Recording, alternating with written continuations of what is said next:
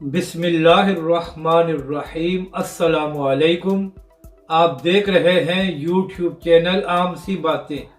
Election commission का दोहरा मेयार बुरी तरह एक्सपोज हो गया और ऐसा सलूक तहरीक लब्बई के साथ क्यों किया जाता है, इस वीडियो में हम इसी के मुतालिक बात करेंगे।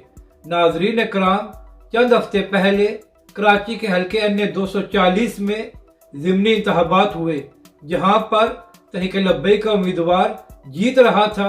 फिर अचानक RTS को बिठाकर MQM को वहां से 66 वोटों से जितवा दिया गया।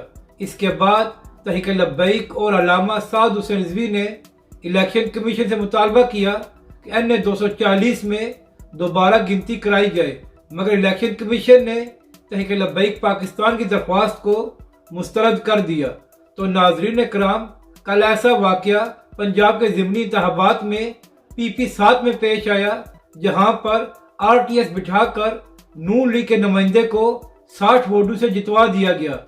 इसके बाद इमरान खान साहब और PTI ने दरख्वास्त दी कि यहां पर दोबारा गिनती कराई जाए, तो फौरन ही इलेक्शन कमीशन ने इमरान खान साहब और PTI की दरख्वास्त को मंजूर किया और आज PP 7 में दोबारा गिनती कराई गई है।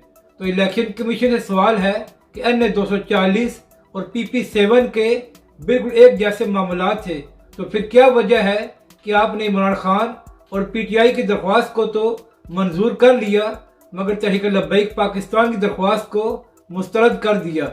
हालांकि अन्य 240 कौमी असम्बली का हल्का था और वहां पर दोबारा गिनती ज्यादा जरूरी थी, मगर इसके बावजूद इलेक्शन कमीशन ने हठधर्मी दिखाते हुए तहरीक लब्बई की बात नहीं मानी।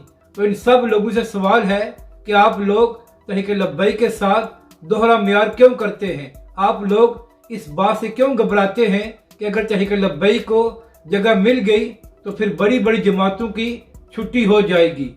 अपनी राय का ज़रूर इजहार करें कि आपको यह वीडियो कैसी लगी और हमारे इस चैनल को भी सब्सक्राइब करें।